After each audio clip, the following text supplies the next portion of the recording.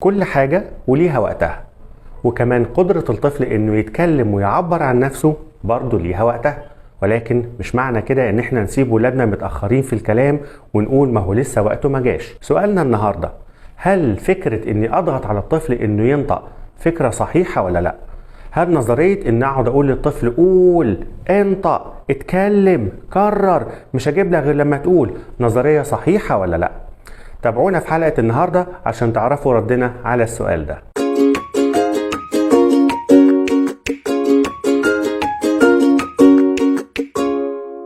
اهلا بكم. معاكم دكتور احمد علي عبد المنعم، استشاري امراض التخاطب، وحلقتنا النهاردة عن الدافع عند الاطفال لاستخدام الكلام.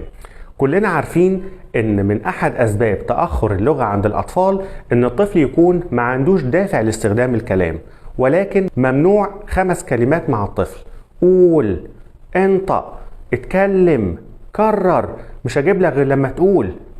امال الولد هيتعلم الكلام ازاي؟ بنظريتين. النظرية الاولى ان الام في البيت لازم تبقى عاملة زي معلق الكورة.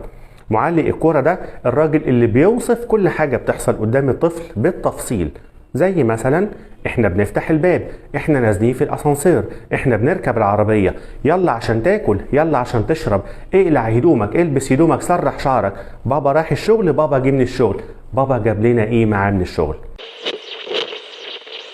النظرية التانية وهي نظرية الانتظار، بمعنى لما ابنك يشاور على اي حاجة هاتها له فورا، ولكن اديله فرصة انه يحاول ينطقها.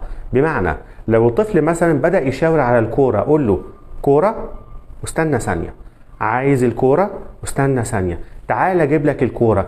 وهنا لازم تجيب له الحاجة اللي هو طلبها فورا، لانك لو ما نفذتش فورا ساعتها الطفل هيبدأ يصوت ويصرخ ويخرب الدنيا، وساعتها هتجيب الحاجة غصب عنك، وساعتها الطفل عمره ما هيفهم ان ده دافع للكلام. ده كده هيتعلم ان بابا بيقول لي قول وانا بعيط، وفي الاخر هو بيجيب. وفي النهاية لو حسيت ان ابنك متأخر في الكلام لازم فورا تستشير طبيب امراض التخاطب، عشان رقم 1 هتجاوب على كل الاسئلة اللي في ذهنك، رقم 2 عشان تعرف فعلا ابنك متأخر في الكلام ولا لا، وايه سبب التأخر اللي عنده، وايه البرنامج العلاجي اللي احنا نقدر ننفذه معاه، وكمان عشان تعرف باقي الارشادات اللي تقدر تتعامل بيها مع ابنك في البيت. دمتم سالمين.